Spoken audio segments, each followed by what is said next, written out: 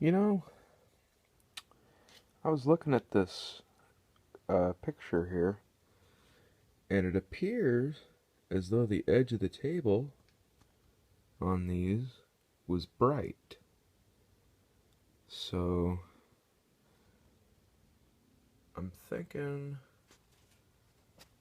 I want to do that on here. I got this chip over here in the paint, and this is always going to get battered up and messed up anyways, just because, using C-clamps and things like that, fixturing things to the table here to drill, it would make sense to make that edge bright. And I think it would add a little extra touch of spiffiness. Also, I noticed that the boss, or the lower table, is omitted in this casting, it appears. If you can see on mine, I've actually got a raised boss. Boy, I wish I had somebody with a shaper. A shaper would probably be the best tool to get this into, because you could bolt this right to the table, to the T-slots, and then the shaper could come right in and make a nice pass there and true that up.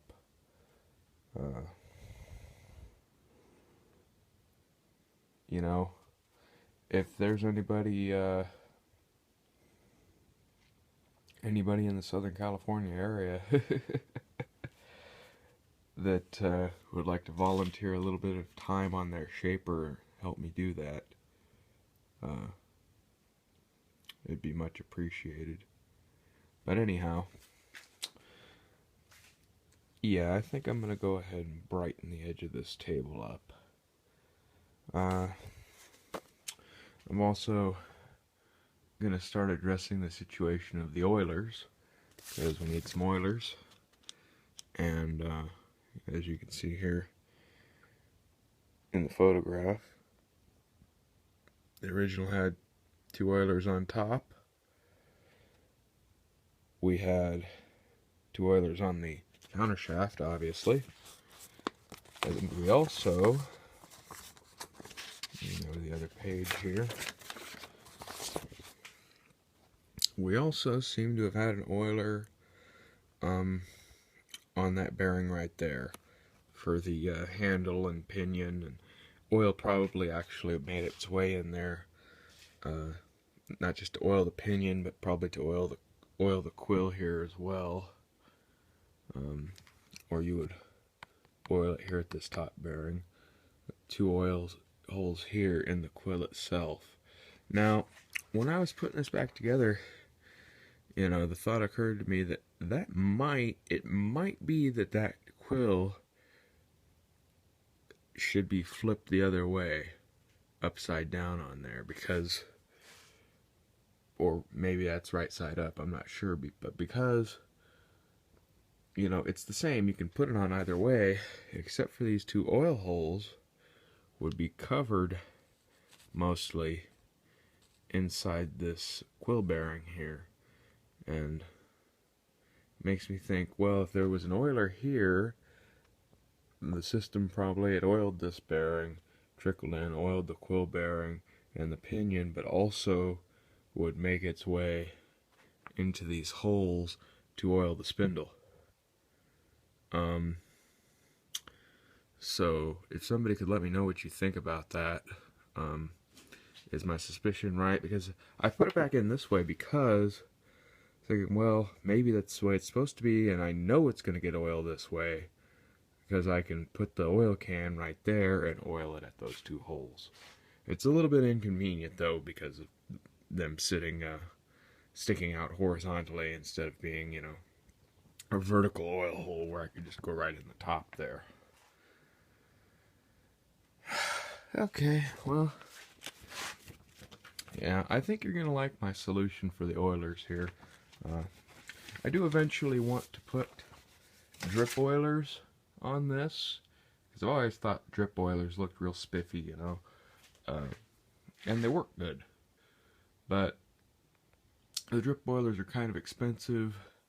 I'm going to wait till I can find a deal on a pair somewhere. But I've got another solution for the oil cups that's gonna look real nice. They're gonna be threaded in to the bearing journals, and I'm going to be using 1/8 inch national pipe thread, which is the same size as used on most of those little drip oilers. Alright, see you in the next clip. Well, I got by the old-timey hardware store today, and I got some goodies for the drill. Couldn't afford to get absolutely everything I wanted. I'll get it in the next few days or so, but I was just going to do a little short update on this. Well, let's start out. If you look at, get the page out. Should have had this ready. Okay.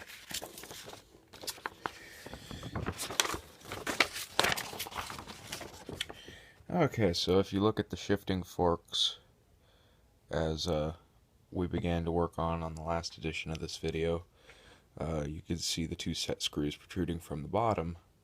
Yeah, they get kind of harder to find now, you know, most places aren't going to have them, but thankfully my local hardware store, it's called Red Ball now, it used to be at True Value. It's on Western and Catella, which I believe is technically, I'm not sure if that's Stanton or Garden Grove, but if you're in the area and you're looking for older stock stuff, they usually have it. And we've got 2 brand new, crap, I forget what the thread size was on these off the top of my head, but we got 2 brand new hardened, heat treated set screws, square head, just like the other ones that are all over on this drill and on all sorts of old machinery. These are like gold here. Very happy to have it. So, you know, I tell you the truth, if I had the money, I'd have bought the whole tray of all the sizes and everything just to keep in the shop, because, you know, when you need these, you can't find them. And, you know, I said in one of my earlier videos that the devil really is in the details. And that's true, you know, and especially when you're doing a machine restoration like this, you know, the little things like getting the correct, period correct stuff and, you know, correct hardware really make the difference between an amateurish, you know, slap happy with the paintbrush kind of a job and a real true work of art. So now, unfortunately, these are probably a little bit longer than I need. That's okay. I can grind them down a little bit if I need to. So, and I can always go back and I can get more. We've also acquired a pillow block bearing. This was the best that they had. I can't believe how expensive these things got. And, you know, they wanted $15 for this. It was old stock. I go, $15, really? Because they said it didn't have a price on it, and there was some discussion, so they actually went and looked it up and gave it to me for $10. It's a nice little privately owned place, but I am kind of disappointed I wasn't able to get one in cast iron, but this has really nice lines on it, and you know, we'll do a little bit of cleanup on this casting here and there, and we'll shoot a little bit of black paint on this, and it's going to look really good. This is going to be the support bearing, this pillow block bearing for the end of the shaft here for the motor pulley. Has a nice little Gitz cup in it, which I'm happy about. Unfortunately, they didn't have any Gitz cups, so hey.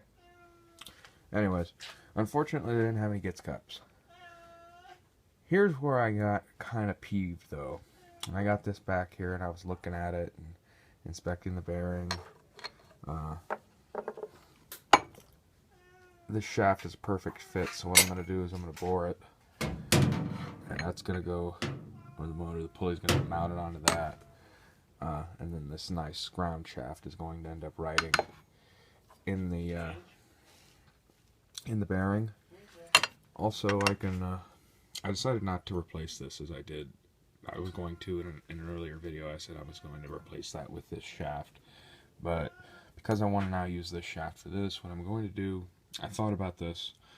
If I just take the shaft and flip it the other way, then we're on all new spots on the shaft, so we're good. We can leave that alone. It's got another 100 years of life left in it, so I'm glad I didn't end up doing that and start cutting this up. But I got disappointed when I started looking at this. Do you notice anything missing? You know, it looks fairly nicely made. You got a bronze bearing in there. You know. Say again. We got our little oiler here. You know. But something is missing from this bearing. Something wasn't done. A vital machining operation. And what that was, there is no oil hole in this bearing at all. And I took it apart thinking, well, what the heck, you know, there's no oil hole in this. They didn't drill it, you know. So you get the thing and you do all the work and you install it and it'll last about 6 hours and then it's shot because you never got any oil. You look in the oil cup, it's always full. So yes, we're gonna have to definitely rectify that situation. Got this riser block here that I've cut.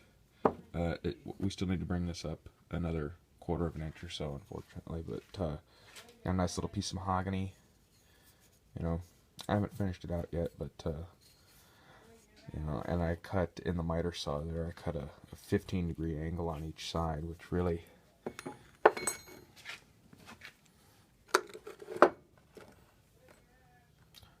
just looks right, looks spiffy on this. And so that's that. That's the goodies we got for the drill today.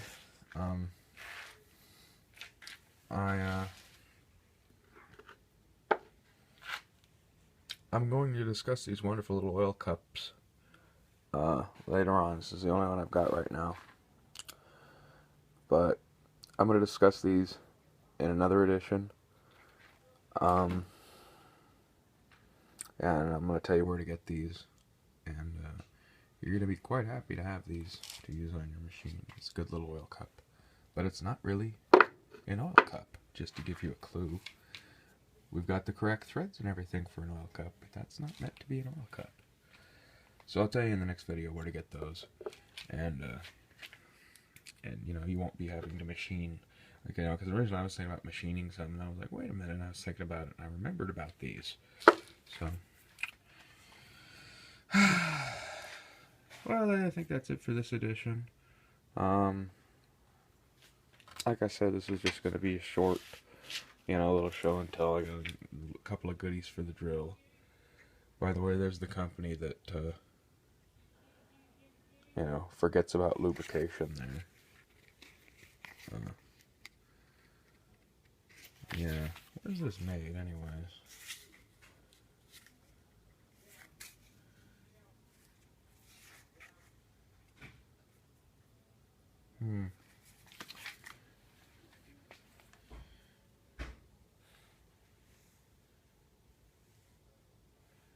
USA, boy, you know, that's kind of a shame too. I'm glad that it's a USA made part. You know, I hate to buy foreign stuff, but I'm also very disappointed that that's the kind of quality that we turned out. You know, but well, they can't all be winners now, can they? Maybe a fellow had a bad day at the factory. Anyhow, yeah, I hope you've enjoyed our little update. You know, definitely if you're in the area, check out Red Ball Hardware. When you need a little oddball piece of hardware, almost 9 times out of 10 they have it. You know, I was baffled that they did not have these little zip gets cups. I thought for sure they would have those, but you know, as I said, they can't all be winners now, can they? Have a nice day, and stay tuned. You know, like, comment, subscribe, all that stuff. We're not getting too far away now from getting this little honey drilling holes again.